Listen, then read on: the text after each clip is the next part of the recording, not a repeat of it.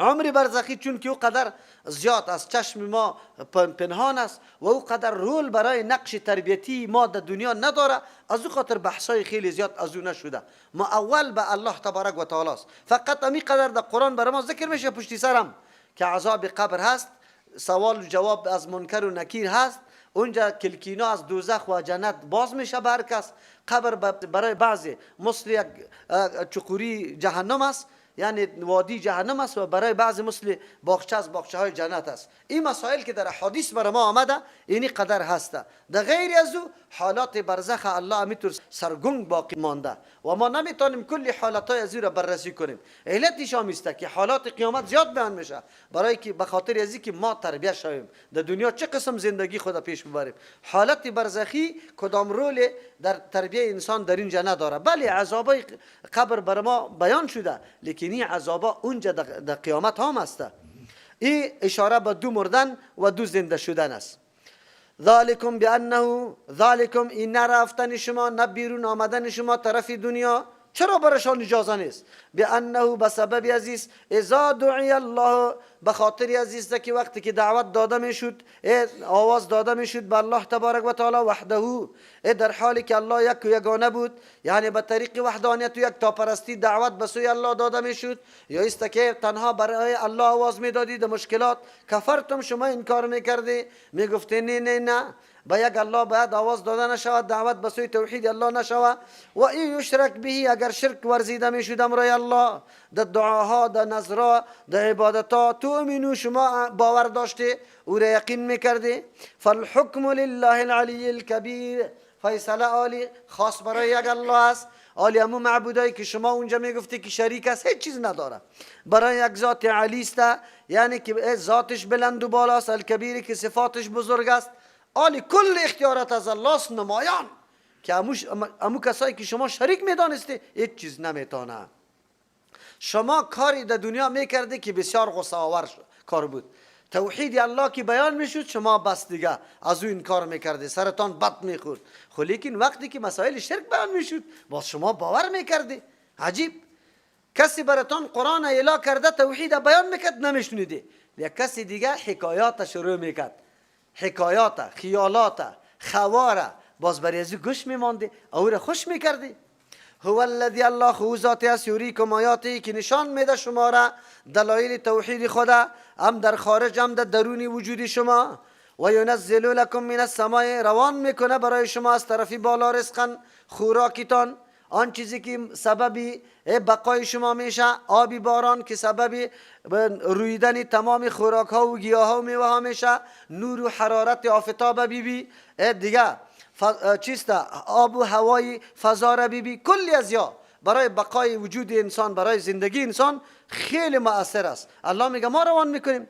و ما یتذکر، خو نصیحت نمیگیره الا من ینیب، مگر کسی که او رجوع به سوی الله داره، قلبش صاف است، عناد و تعصب نداره، او میپذیره که واقعا الله بسیار نعمتها را ارزانی کرده، باید سر سجده و تعظیمم تنها به الله نهاده شود. این امر فطری وجود انسان است که هر انسان درک میکنه، عقلش امیره برش میگه که ما برای کسی دیگه به مثل بشر که مسلم است قطعا سر سجده را پایین نمیکنم، چرا که بخشش کننده کل مواهب و نعمتها الله تبارک و تعالی است. فدعوا الله، شما طلب کنی الله را در تمام مشکلاتایتان، در تمام حاجتایتان در دعا، مخلصین له الدین، که خالص کننده است خاص برای الله الدین، دعایتان. اینجا مراد از دین دعاست. دعایتان خالص برای یک الله بکنی، نگوی و سخی صاحب یکی، یا ایتورام نگوی که یا الله یا سخی صاحب، تنها سخی صاحب هم آواز نده، به مثل سخی صاحب هر کسی که باشه، و ایتورام نکنه که یا الله یا سخی صاحب. مادرها چی میگه؟ برو بچیم در پناه الله و سخی صاحب دادم تا. الله تنها کفایت نمیکنه که پناه بده، کدامش است؟ قرآن برات میگه که در دعای خود حاجت کی طلب میکنی، مشکلت طلب میکنی که رفع شود، تنها از الله طلب بکن، از کسی دیگری طلب نکن، یک الله را طلب بکن. قطع الله کسی دیگری را هم شریک نساز. از همون خاطر در حدیث میاد پیغمبر علیه السلام یک صحابی گفت ان شاء الله و شئت، اگر الله بخواد تو بخوای. پیغمبر علیه السلام گفت نه، ان شاء الله ثم شئت، نگو که مرا خو قطع الله برابر کردی، اگر الله بخواه بعد از تو بخوای. مشیت الله مقدم است. تا که الله نخواه ما خواستن نمیتونیم. ایره میگه کتابای توحید داری یا نه؟ مطالعه بکنه. کسایی که دشمن محمد ابن عبدالوهاب است و اصلا قدری از او را نمیشناسه، یک دفعه کتابش که مطالعه کنه که به استناد آیات قرآن و احادیث مکمل بخش عقیده را خصوصا در بخش توحید برشان بحث کرده، بازوجه میدانه قدر و قیمتی و آدمه که چه خدمت بزرگ به مسلمان ها کرده، مردم آشنا کرده با دین، با توحید الله. کجا بود؟ کجا بود؟ سالا تیر شد، پدرای ما 70 و 80 سال عمر شد، قسم برش بده بگو در سر منبر موضوع توحید میشناسی یا نه؟ شرک میشناسی یا نه؟ گفته شده یا نه؟ بگو دمی قدر عمر، کلی عمر در شرک تیر میشه، کلی عمر. پایش میلخشید، هر زیارتی که نزدیک بود دمون منطقه آواز میده، یا خوجغاری ولی، یا فلانی ولی، یا چیست، الا تور بابا، شرلی بابا، رقم بابا هاست، دولکی بابا، یا دولکی بابا. خود دولکی بابا چرا میگه؟ ډول میزد. عجیب، وا بابا شده کلش، برای از او آواز داده میشد. این گپ یادی نیست، این گپی است که سرنوشت آخرت انسان برش تعلق داره. نه نمیگه، قرآن نمیگه که اگر عقیده نداشته باشی شفاعت هم برد نیسته، کلی اعمالتان برباد است. لیکن کجا بودن امی علمای محترم که امی موضوعات به مردم بیان میکرد؟ نه، کجا بودن که مردم درک میکرد عقیده خود از قرآن میگرفت؟ که قرآن کدام عقیده را بیان کرده؟ اینجا چی برای ما میگه؟ فدعوا الله، طلب کنی از یک الله تبارک و تعالی مشکلاتتان، حاجتایتان، مخلصین، در حالی که خالص کرده باشه، لهو برای الله تبارک و تعالی دین دعایتان. تو نگوی که یا الله و پیران پیر صاحب، یا الله و شیخ عبدالقادر جیلانی، توری نگوی، شریک نکنی که مستقل از کسی غیر الله بخواه. این خو برای الله گپ است، این خو هر کس میدانه. خو امرای الله شریک هم نسازه، امرای از. لیکن ما چی میگیم؟ خدا بود یارید، علی مددگارید. در شعرها چطور براتان میگه در بیتا؟ خدا بود یارید، علی مددگارید. مددگار علی، الله قطی تو یار است، رفیقیت است، امرای رایت است. نعوذ بالله، نعوذ بالله. چقدر واهیات بود. او کلارا مردم برش کلارا شور میداد که اینا بیت خوانده میشه. زنا باز خوب بود، اینجا مقام داره. و چی میگه در روسی؟ الله مبارک کنه، خدا مبارک کنه. حضرت شیری خدا چی کنه؟ دعای رحمت کنه. چقدر خوب میگه، خوب میگه. مرده شیری خدا مرده ولی دعای رحمت چی طور بکنه برای ازی؟ عجیب گپ است. اینی فرهنگ ماست، اینی قطع زندگی ما خلط خورده در بیت ما، در شعر ما، اشعار ما را. امی اشعاری که گفته شده، امی شاعرها گفته که ببینی خرافات است که پرسان نکن. نعوذ بالله. چیزایی گفته شده که بیخی آدم. عبدالرحمن بابا شاعر خیلی معروفی چی هسته؟ بگه پشتو زبان است. اونجا چی میگه؟ که صورت در محمد نوای پیدا کردی خدای نوای دا دنیا. بیچاره عالم نبود که میفهمید که لولاک لما خلقت الافلاک این حدیث موضوعی است. حدیث او چی کرده؟ در پشتو ترجمه کرده. اگر دیگه کی چیزی گفته که پرسان نکن که پیغمبر. شاعرها که میگه که پیغمبر که تو از ظالم آگاه نشوی، که امت اینطور است، که اینطور است. دا درودار اجور نکد، دا فی البلای والوبای والقحط والمراد والالم. فدعوا الله، طلب کنی از الله تبارک و تعالی مخلصینه که خالص کننده باشه، یعنی از هر نوع شرک شما براءت حاصل کنی، بیزاری اعلان کنی. اگر شرک خفی باشه یا جلی باشه، اگر شرک اکبر باشه یا شرک اصغر باشه، از هر نوع شرک شما اعلان براءت بکنی. ولو کره الکافرون، اگر چی بد میدانه کفار خو میگه که این بوتا را ما سالا عبادت کردیم، ننگ برشان میآمد که یا وقتی اعلان شود که چیز نمیتونه، این دلالت بالای حماقت و جهالت ما میشه. از امو خاطر خیلی در ننگ گیر آمده بودن. امروز هم مسلمانای ما در ننگ گیر آمده یا نه؟ میفهمه که اگر ما بگیم که زیارت چیز نمیتونه، مردم برای ما تا نمیده که تا آلی را شما چرا در زیارت پناه میبرده، چرا آواز میداده. همینطور بود یا نبود؟ آلی ننگ برشان پیچانده خو که نمیگه، وگرنه حقیقت قرآن چطور بشنون؟ بد میدانه که بگوی که قبر صاحب قبر چیز نمیتونه. رفیع الدرجات ذو العرش، از او طور الله طلب بکنه که رفیع الدرجات، بلند کننده درجات است. از موحدین در دنیا هم در آخرت هم. در دنیا هم الله دلایلی از یار، سندی از یار بالا میبره کسی در مقابلش برآمدن نمیتونه. در آخرت هم الله مراتبی از یارا بلند میبره. ذل عرش صاحب عرش است، یعنی تصرف عرش در پیش الله تبارک و تعالی است. یک معنا. رفیع الدرجات، بلند کننده درجات است در آخرت. موحدین الله مراتب میده که هر کسی دیگر رشک میخوره که چرا حاصل کرده از این عقیده. یک معنا شد. رفیع به معنای رافع شد، بلند کننده. رفیع به معنای مرتفع. رفیع الدرجات، بلند است درجات، مراتب الله تبارک و تعالی، مراتب صفات الله، علم الله، قدرت الله، هر صفت الله مرتبهش خیلی بلند است. ذل عرش صاحب عرش است، یعنی احاطه داره، مخلوقی بزرگ هم در زیر اختیارش است. پس او لایقی عزیزته که مشکلی از پیش طلب بکنی. به انسان عاجز چی آواز بدی؟ چی داره؟ از تو خبر داره، آگاه است، مشکلی تا حل کرده میتونه، تصرف داره، چی داره؟ یلقی الروح من امره، فرو میفرسته، مندازه وحی را، من امره، به فیصله خود، به حکم خود، به فرمان خود، علی من یشاء، بالای کسی که الله بخواه، من عبادی، از جمله بنده های خود. چرا میفرسته؟ لینذر یوم التلاق، که بیم بده مردم از روزی ملاقات، روزی که اونجا ظالم قتی مظلوم ملاقی میشه، موحد قتی مشرک ملاقی میشه، تابع قتی مطبوع ملاقی میشه، کلگی یوم التلاق است. اونجا باز یکی با دیگه چی میشه؟ یکی با دیگه یک جا میشه. خب دیگه علامه یشا، الله میگه یلقی الروح، مندازه روح. وحی را چرا روح میگه؟ روح سبب حیات و زندگی در جسد انسان است.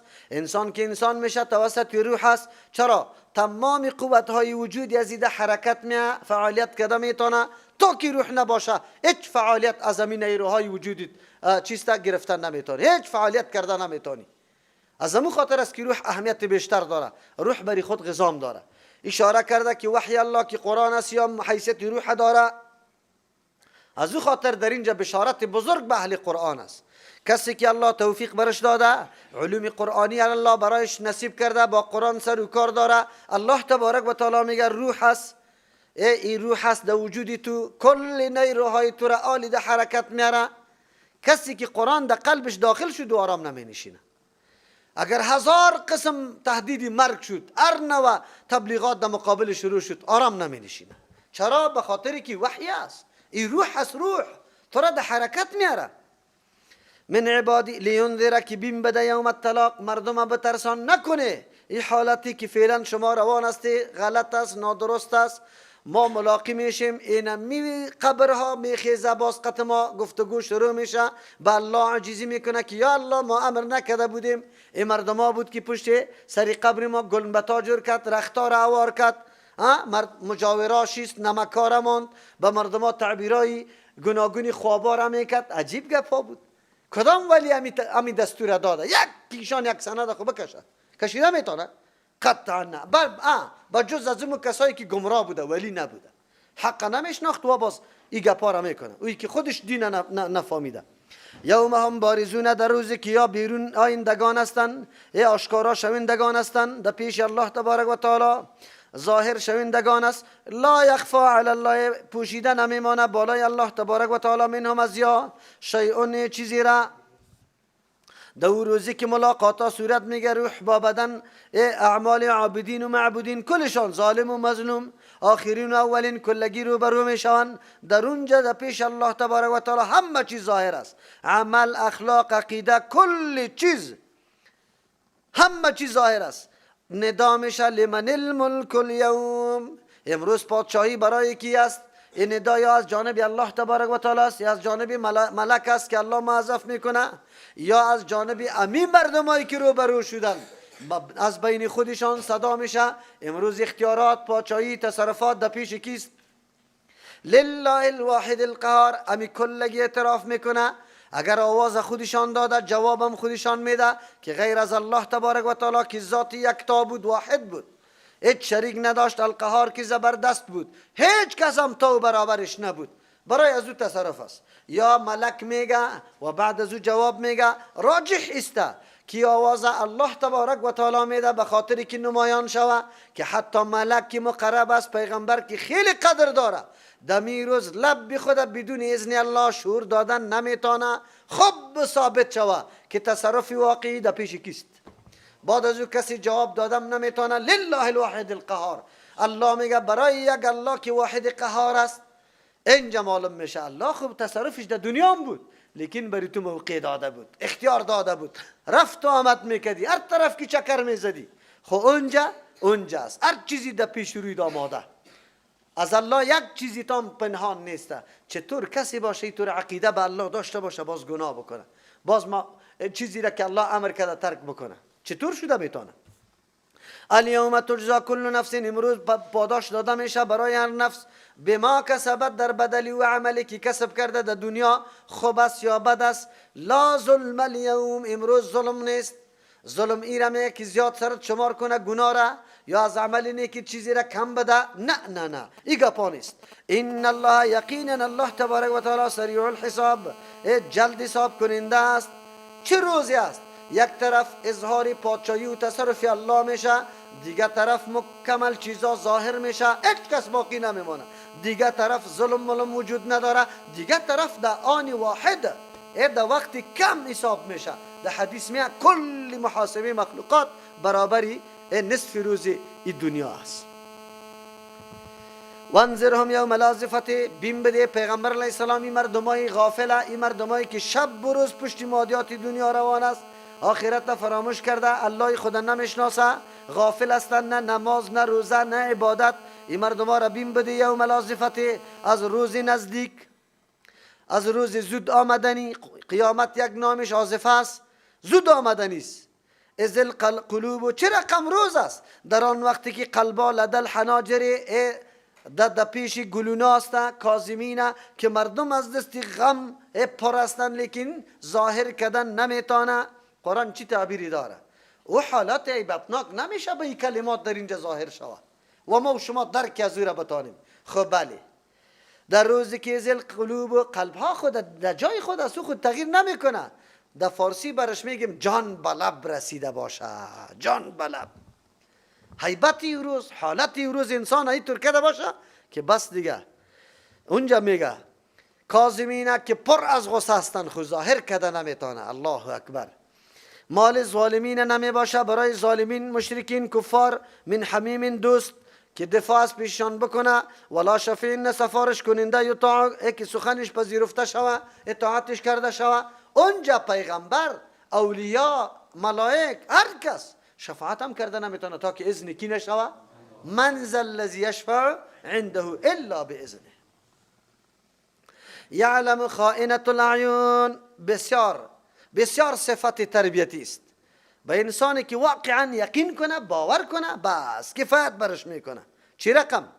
یعلم خائنة الاعیون، میشناسه الله تبارک و تعالی، میدانه خیانت چشما را، و ما تخفی صدور، آن چیزی را که سینه ها پوشانده پټ کرده به کس اظهار نکرده، او را الله میدانه. نگاه هایی که توسط چشم دزدیده میشه. خیانت چشم کدام است؟ که در مجلس نشسته باشی و یک خانم بگذره او تو با مردمی طور وانمود میکنی که ما جسای نکردیم خو یک دفعه سعی کردی. امورم الله تبارک و تعالی میدانه. ایرم خیانت عین. یا ایسته که نظر خو میکنی، خو آلی نظری که با کدام نیت نظر کردن است؟ نعوذ بالله، نظری غلط است یا نظری خوب است؟ اگر نظرت غلط است هم به الله معلوم است. باز آن چیزی که در قلبت پوشیده است، اگر نیت است، اراده است، عقیده است، به الله معلوم است. صفات الله تربیت انسان میکنه. عقیده به صفات الله، به اسماء و صفات الله انسان تربیت میکنه. انسان چه رقم تربیت میکنه؟ اگر ما عقیده داشته باشیم که الله اینطور ذاتی است، لحظه از الله آدم غافل میشه. یک نظر چشمت غلط نمیندازی به خاطری که الله پیشش آگاه است. الله تو را میفهمه کدام طرف رفته نیستی. والله یقضی بالحق، الله فیصله میکنه با انصاف، به حق، واقعیت. اونجا ظلم نیست. والذین یدعون، عالی معلوم میشه که او کسایی که در دنیا پرستیده شدن چیزی میتونه به پرستندگان یا نه. والذین یدعون من دونی، کسایی که عبادت کرده، کسایی که طلب کرده در حاجتای خود بغیر از الله، و چی میکنن؟ لا یقضون بشیء، هیچ فیصله نمیکنن، هیچ اختیاری فیصله را نداره. اونجا معلوم میشه. در دنیا خو میگفتن میگه برو تو را دمو لیست جنت میگیرم. در دل خود گفت رفتی در ترجمه فلانی، گفت در دل خود شمار نمیکنم، از لیست میکشم تا. گفت من گفتم که الله تعالی خیر بده که مرا از لیست بکشی از این گمراهی. از این گمراهی که مرا گمراه کردی. میگه رفتم مرا گفتم چیست؟ گفت قلب دیگه تکان نمیکنه تا 50 روز قرآن تلاوت نکو، به خاطری که ذکرت جاری شوه، به خاطری که ذکرت جاری شوه. تلاوت نکو که ذکرت جاری شوه. عجیب است، عجیب مسلمان است که بازم همونجا سری تخم گرفته دستایش لیسی در ایستی، پیش الله رفتانیستی. الله تبارک و تعالی دلایل ای مثل شمشیر بران واری برات بیان میکه، تو یک روز برش ننشستی. ان الله یقینا الله هو السمیع، امی الله شنونده است، نه کدام معبودی دیگه. آواز ما را بلا واسطه کی میشنوه؟ کی میشنوه؟ شما خب دستی براتان میگه. عمر رضی الله عنه در خطبه در مدینه خطبه میداد، آواز داد یا ساریت الجبل، ای ساریه الا کو کو کو، دشمن از طرف کو می آمد، ساریه همونجا آوازی عمر رضی الله عنه را شنید. چطور میگی که نمیشنوه؟ ما میگیم بله سمیع الله است، اون جمع شنونده نه کی کرده؟ الله کرده. خودی عمر رضی الله عنه جاگام نبود. حتی پسان که از پیش سوال میشد گفت من نفهمیدم که من آواز دادم یا ندادم. ان الله یقینا الله هو را چرا آورده؟ خبر داره؟ هو امی الله، نه کسی دیگه. السمیع، شنونده است، بلا اسباب، آواز فریاد دعا را کی میشنوه؟ کی میشنوه؟ از امو خاطر است که سالا مردم خود زنجیر پیچ کرد. یا حسین گفت خب حسین یک روزم در غمشان نرسید. سالا خود در قبرا لول خورد. یا پیرانی پیر صاحب گفته خب پیرانی پیر صاحب یک روز برش حاضر نشد که چیزی برش میداد. افسوس است این عقل. البصیر، بیناس، مشکلات تو را، حاجت تو را مکمل میبینه که چی نیاز داری. خو الله کلی نیازها را چه قسم ادامه پورا میکنه؟ آن چیزی که مناسب حالت است الله برات میده. اون چیزی که طلب میکنی ضرور نیست که چیزی طلب میکنی شده میتونه از اینکه در خیلی مهم دیگه ضرورت داری تو نمیفهمی، الله میفهمه. اولم یسیروا فی الارض، آیا این مردم ها از تجربه های گوناگون استفاده نمیکنه؟ یک کمی خویی طرف و طرف بروند، نظرهای خود اعلا بکنه. چی دعوت زیباست. قرآن انسان میگه چشمای تباس کو، هر طرف سیر و سفر کو، از اینمی آفرینش و مخلوقات زیبا و عجیب الله باید درس بگیری. درس یک دفعه فکر بکن، اینی گیا، اینی پرنده در این منطقه کی را پیدا کرده، کی رزقش مهیا کرده، کی راهنمایی کرده کی پرنده بره اینی دانه را بخوره یا اینی کار را بکنه، اینجا آشیانه بکنه، آشیانه خود از چی جور کنه، چه قسم تخم بگذاره، چه قسم چوچه تربیه کنه، کی کرده میره؟ قرآن کریم ما را دعوت میده. اینی را میگه بینش عام، این را میگه وسعت نظری. یک دفعه ببین. اولم یسیروا فی الارض، آیا یا سیر و سفر نمیکنه، سیاحت نمیکنه در روی زمین، فینظروا، ببینه، مشاهده کنه، کیف کان عاقبت الذین، چه قسم بود انجام و کسانی که کانو بودن من قبل، پیش از یا قلاهای کافری را یک دفعه ببینه که در کدام نقطه های کو زندگی کرده، در سختترین نقطه کو دیوالای قوی را جور کرده. چه مردمی تنومند بوده، زور داشته. قرآن میگه کانو بودن امو مردم های سابقه هم اشد، و امی مردم خیلی سخت بوده، شد منهم، سخت بودن از این مردم که در قوتن در قوت، و اثارا در نشانه ها و نشاناتشان تعالی را باقی مانده فی الارض در زمین. خو لیکن چی شدن؟ فاخذهم الله، گرفتن وار الله بذنوبهم، به سبب گناهایشان یک دم از بین رفتن. پس این قوم چرا باوش نمیه؟ یا چرا گناه را دوام داده رایسته؟